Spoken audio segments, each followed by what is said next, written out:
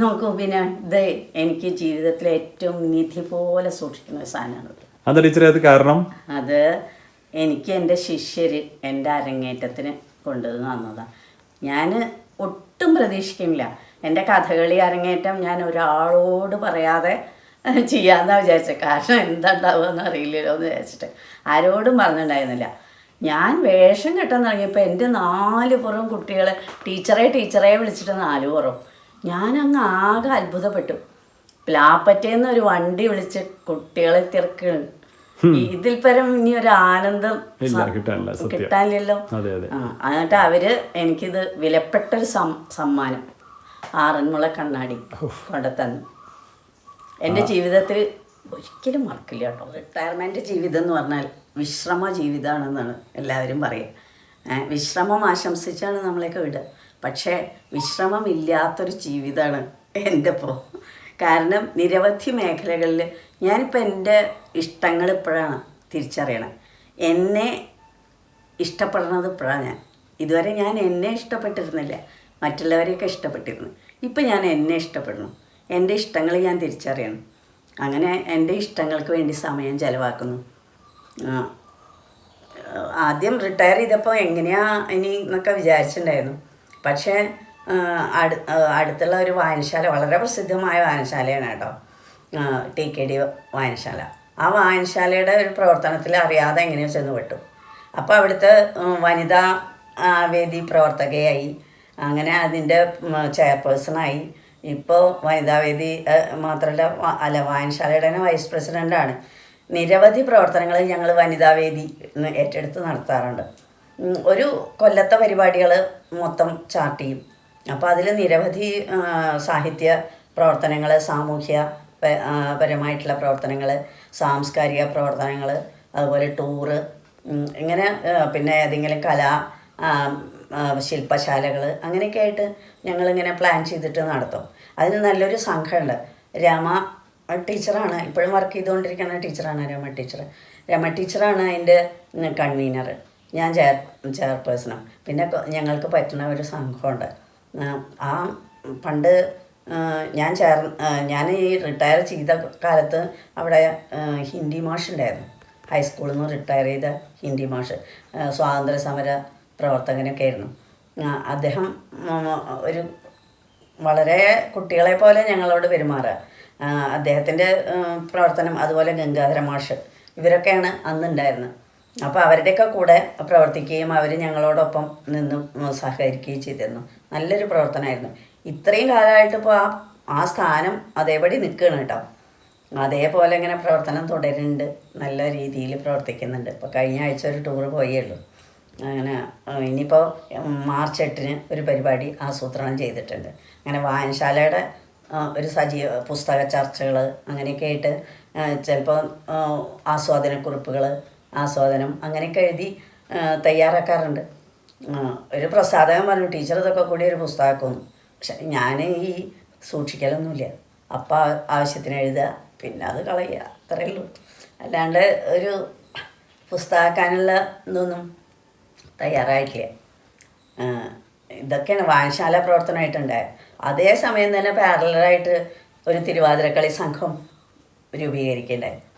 Sreekrishnapuram Thiruvathirakali troupe എന്ന് പറഞ്ഞിട്ട് അതിൻ്റെ നിരവധി കവിതകളൊക്കെ ഞങ്ങളെടുത്തിട്ട് കൈകൊട്ടിക്കളിയാക്കും. മറ്റ് സാധാരണ കൈകൊട്ടിക്കളി സംഘങ്ങൾ ചെയ്യുന്നതിനേക്കാൾ ഉപരിയായിട്ട് കൃഷ്ണ നീ എന്നെ അറിയില്ലേ, സുഗതകുമാരിയുടെ കവിതയൊക്കെ ഞങ്ങൾ കൈകൊട്ടി കളിച്ചിട്ടുണ്ട്. അതുപോലെ രാധയെവിടെ എന്നുള്ള കവിത മോള് നന്നായിട്ട് ഡാൻസും കഥകളിയൊക്കെ ഉണ്ട്. അപ്പോൾ അവളെയും കൂടിയും സഹായത്തിന് വിളിച്ച് ഞങ്ങൾ ഒരു നൃത്ത ശില്പം തന്നെ ഉണ്ടാക്കുകയുണ്ടായി. വളരെ നല്ല രീതിയിൽ അത് അവതരിപ്പിക്കാൻ കഴിഞ്ഞു. അതുപോലെ അത്തരത്തിലുള്ള പ്രവർത്തനങ്ങളും കലാരംഗത്ത് പ്രവർത്തിക്കാൻ തുടങ്ങി. അപ്പോഴാണ് അതിൻ്റെ ഒരു സാധ്യത തുറന്നു കിട്ടിയത്. അപ്പം നിരവധി ഇത്തരത്തിലുള്ള കലാപ്രവർത്തനങ്ങളിലേക്ക് ഇങ്ങനെ അറിയാതെ ചെന്ന് ചേർന്നു. പിന്നെ മോളുടെ കല്യാണം കഴിഞ്ഞ് പോയതോടെ വല്ലാത്തൊരു ശൂന്യതയൊക്കെ ഉണ്ടായിരുന്നു. അതുകൊണ്ട് ക്രമേണ അവൾ കഥകളി പഠിക്കണ്ടായിരുന്നു. അവൾ 3-ാം ക്ലാസ് തൊട്ട് പഠിക്കണതാണ്. വലിയ വലിയ വേഷങ്ങളൊക്കെ കിട്ടുമായിരുന്നു. നരകാസുരൻ, അങ്ങനെ ബാലവിജയൻ രാവണൻ, നാളെ തരുന്ന ഒന്നാം ദിവസം, അങ്ങനെ കുറേ നല്ല വേഷങ്ങൾ, വലിയ വേഷങ്ങളൊക്കെ കിട്ടും. അതുപോലെ സംസ്ഥാന കലോത്സവത്തിലൊക്കെ ഫസ്റ്റ് കിട്ടിയിട്ടുണ്ടായിരുന്നു. അപ്പോൾ അവളുടെ 3ാം ക്ലാസ് മുതൽ എന്താ എൻജിനീയറിങ് കഴിയുന്നവരെ അവളിവിടെ പരിപാടികൾ അവതരിപ്പിച്ചിരുന്നു. അപ്പോൾ അത് കണ്ടിരിക്കും. അതിന് മുമ്പ് തന്നെ കഥകളി വലിയ ഇഷ്ടമാണ്. അകലെ നിന്ന് ആരാധിക്കുന്ന ഒരു രീതിയായിരുന്നു. പക്ഷേ ഇപ്പോൾ അടുത്തുനിന്ന് ആരാധിക്കാൻ തുടങ്ങിയെന്ന് മാത്രം. ഇപ്പോൾ റിട്ടയർ ചെയ്ത് ഒരു 3 വർഷത്തിന് ശേഷമാണ് കഥകളി പഠിക്കാൻ തുടങ്ങി. റിട്ടയർ ചെയ്ത് 3 വർഷമല്ല, ഇപ്പോൾ 3 വർഷമേ ആയിട്ടുള്ളൂ കഥകളി പഠിക്കാൻ തുടങ്ങിയിട്ട്. 10-15 സ്റ്റേജുകൾ, അരങ്ങുകൾ കിട്ടി. അതിലൊക്കെ അങ്ങനെ ചെയ്യുന്നുണ്ട്. ആശാൻ്റെ പ്രോത്സാഹനമുണ്ട്.